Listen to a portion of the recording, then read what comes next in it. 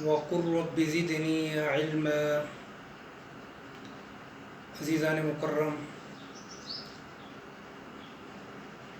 اسلاف کا ذوق علم، اس سلسلہ کے تحت آپ کا میزبان محمد وسیم رضا حاضر خدمت ہے۔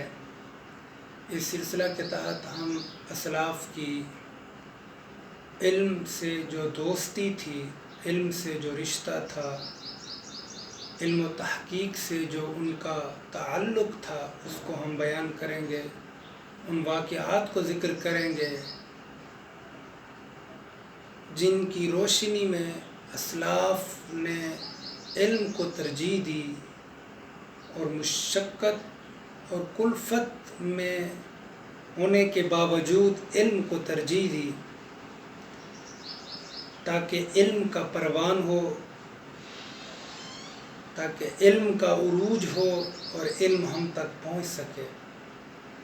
عزیزان مکرم، یہ ایک تاریخی حقیقت ہے۔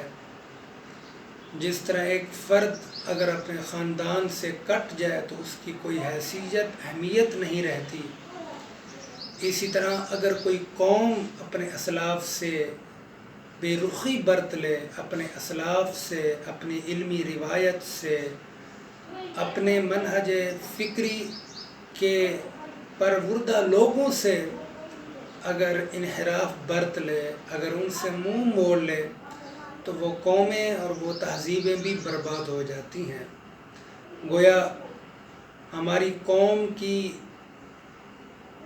تعمیر اس میں ہے، ہماری ذات کا بقا اس میں ہے کہ ہم اسلاف کو یاد رکھیں، اسلاف کے علمی کارناموں کو آگے چلائیں، ان کی تحقیقات میں، ان کے علم میں جہاں جمود آ گیا ہے اس کو آگے چلائیں، جہاں تک انہوں نے تحقیقات پیش کی ان سے آگے تحقیق کریں۔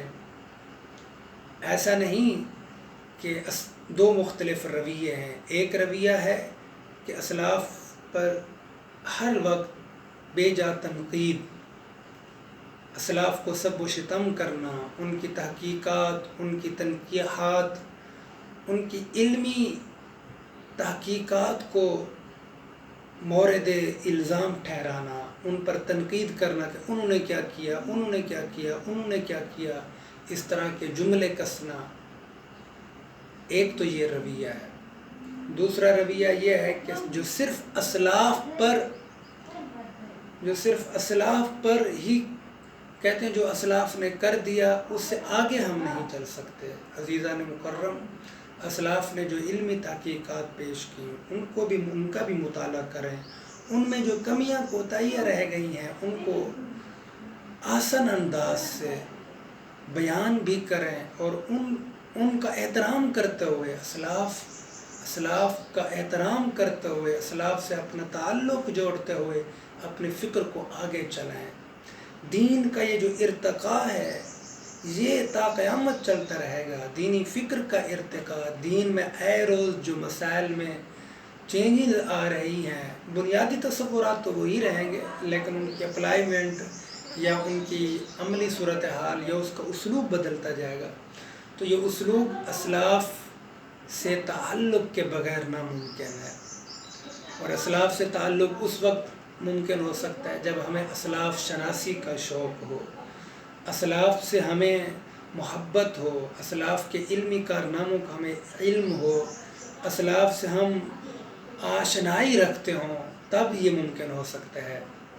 اس لیے اس سلسلے میں نے کوشش کی کہ اسلاف کے علمی کارناموں کو بھی سامنے لایا جائے۔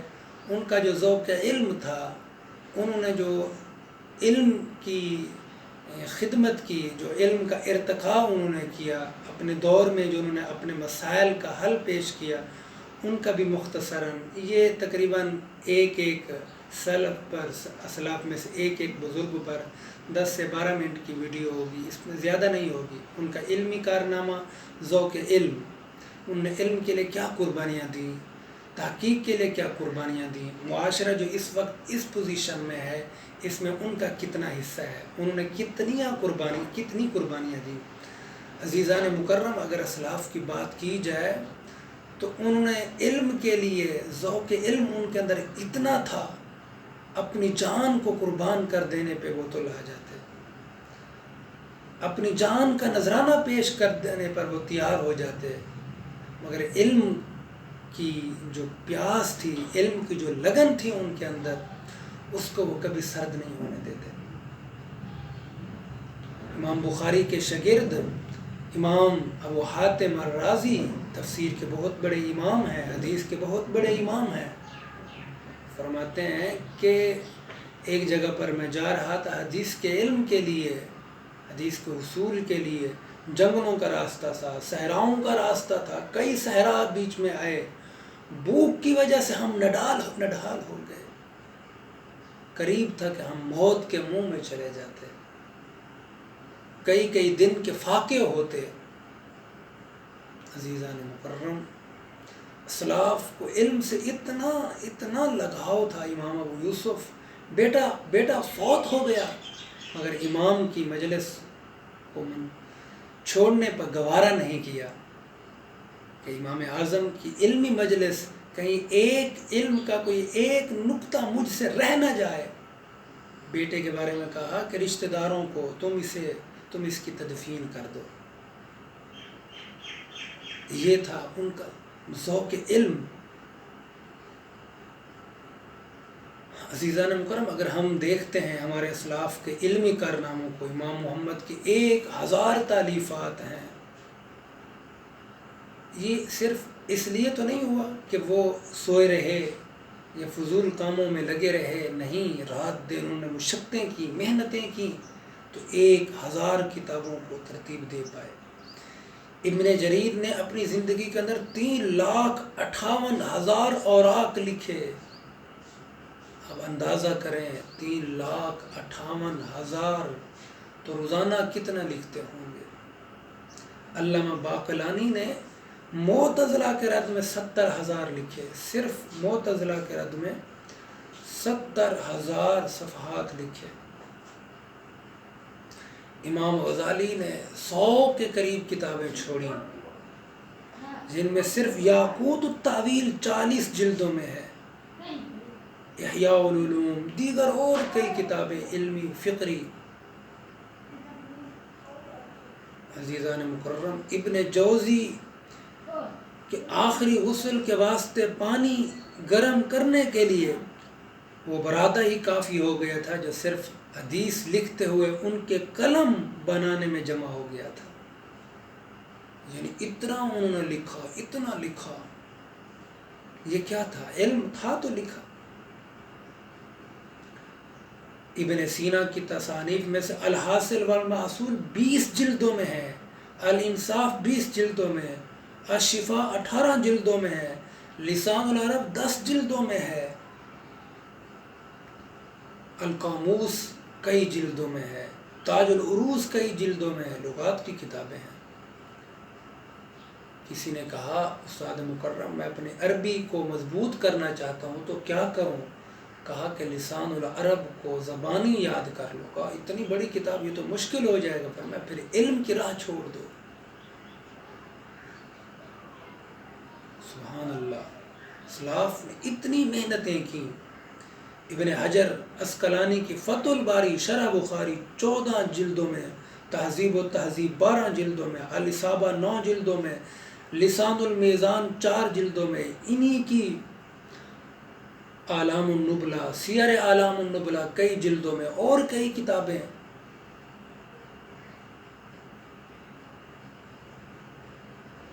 سیر اعلام النبلہ امام ذہبی کی کئی جلدوں میں سیر اعلام النبلہ، اور بڑی بڑی تفسیر کی کتابیں، حدیث کی کتابیں، فقہ کی کتابیں، لغت کی کتابیں، فنون کی کتابیں، ادب کی کتابیں، یہ ہمارے اسلاف نے۔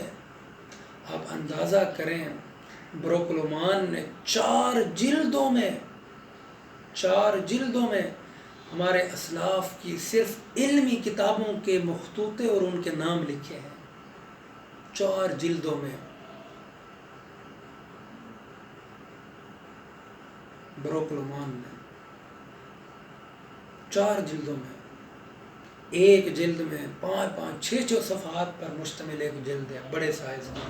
اب اندازہ کریں آپ کتنی کتابیں ہوں گی. یہ تو وہ کچھ کتابیں ہیں جن کا ہمیں معلوم ہے، کچھ کتابیں وہ ہیں جو خرد برد ہو گئی، جو جلا دی گئیں، کتب خانوں کو آگ لگا دی گئی. تو یہ اسلاف کا ذوق علم تھا. کوئی کتابیں وہ ہیں جو یورپ کے کتب خانوں میں پڑی ہوئی ہیں ابھی تک، جن پہ تحقیقات نہیں ہوئی. مخطوطے پڑے ہوئے ہیں، مخطوطے رکھے ہوئے ہیں، تحقیقات کے وہ محتاج ہیں. اقبال نے کہا تھا نا، مگر وہ علم کے موتی کتابیں اپنے آبا کی، جو دیکھیں ان کو یورپ میں تو دل ہوتا ہے سی پارا. ہمارا تعلق آج علم سے کم ہو گیا ہے. یہ نہیں تھا کہ صرف ان کا تعلق صرف علم سے تھا، ہر وقت لکھتے پڑھتے رہتے تھے، زندگی کی اور بھی مصروفیات تھیں.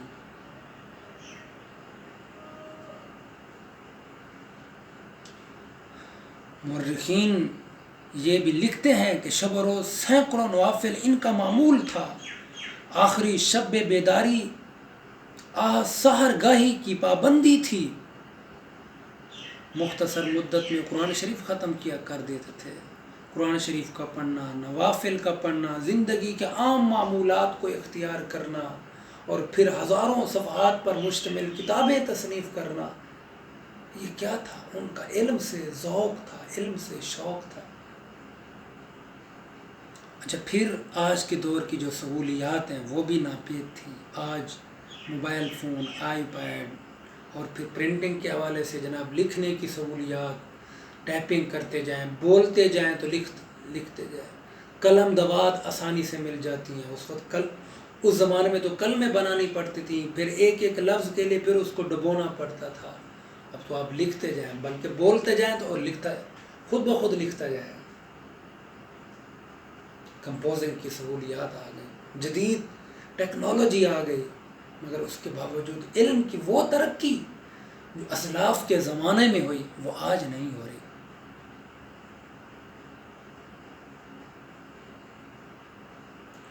مشقت کے ان پہلوؤں میں بھی اسلاف کا قلم چل گیا. ان کے کارناموں کو دیکھیں، یہ بھی نہیں کہ ان کا بس قلم چل گیا سو جیسے تیسے بس چل گیا، بلکہ قلم کا مسافر جہاں سے گزرا، ایسے نہیں کہ انہوں نے بس قلم چلا دیا، نہیں، بلکہ قلم کا مسافر، علم و قلم کا مسافر جہاں سے گزرا، چراغ علم لے کر راہ تاباں سے گزرا. یوں کہ آنے والا جب اس کی طرف کبھی آ نکلے تو احساس ہو کہ ابھی اس راہ سے کوئی گیا ہے، ابھی اس راہ سے کوئی گیا ہے. کہہ دیتی ہے شوخی نقش پا کی. یعنی اس انداز سے انہوں نے کام کیا، اس انداز سے انہوں نے، ان کے اندر ذوق علم تھا، شوق علم تھا. یہ بھی نہیں کہ ان کی زندگیاں عمریں طویل تھیں، نہیں، بلکہ معمول کے مطابق تھی جتنی ہماری ہوتی ہیں. کیونکہ میرے آقا نے فرمایا، آمار امتی بین 60 الی 70 وَأَقَلُّهُمْ مَنْ يَجُوزُ ذَلِكَ. میری امت کی عمریں 60 سے 70 کے درمیان ہوں گی. بہت کم لوگ ہوں گے اس سے آگے بڑھیں گے. وہ عمریں بھی ان کی زیادہ نہیں تھی، ہماری عمروں جیسی تھی، معمول کی عمریں تھیں.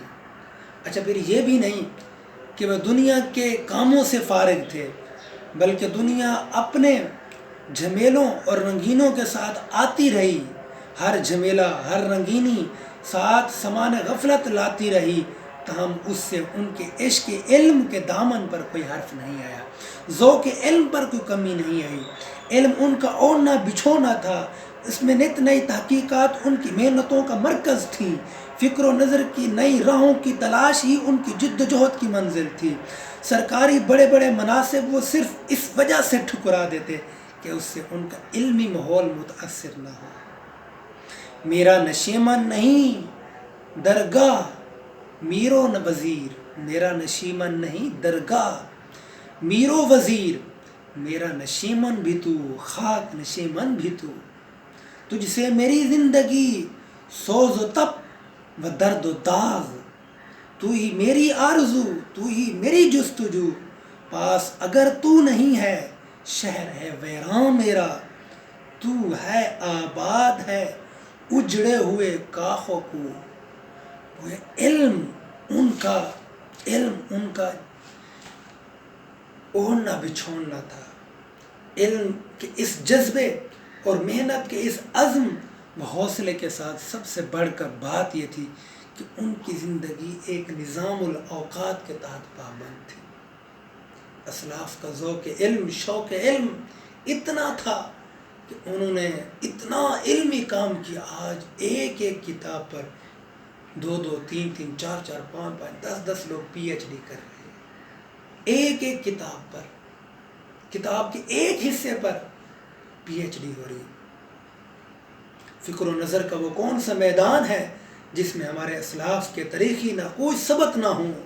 آج بھی یہ قومیں ترقی کی جن شاہراہوں پر گامزن ہیں، چاہے اس کا تعلق سائنس سے ہو، فلسفہ سے ہو، طب سے ہو، جغرافیہ سے ہو، فلکیات سے ہو، عمرانیات سے ہو، نفسیات سے ہو، جو بھی قومیں تعمیر کی راہ پہ چلتی ہیں، جب تک وہ علم کو اپنا اوڑھنا بچھوڑنا نہیں بناتی، علم سے ان کا ذوق اور شوق نہیں ہوتا، تب تک وہ ارتقا پذیر نہیں ہوتی، ترقی پذیر نہیں ہوتی۔ بس کروڑوں رحمتیں نازل ہوں ان بزرگوں پر جن سے ہماری تاریخ کی عظمتیں وابستہ ہیں، اور ٹھنڈی ہوں مرکزیں ان کی جن کے نشانات قلم آج بھی بھٹکے ہوئے مسافروں کے لیے روشنی کے مینار ہیں۔ ہمارے اسلاف کے ان علمی کارناموں پر ہزار ہار رحمتیں ہوں، کروڑ ہار اللہ کی عنایتیں ہوں، ان کے قدم، ان کے خاک کے قدم تک ہم نہیں پہنچ سکتے جو انہوں نے علم کی خدمت کی۔ اللہ تبارک و تعالی ہمیں ان سے مستفید ہونے کی توفیق عطا فرمائے۔ وما علیہ الا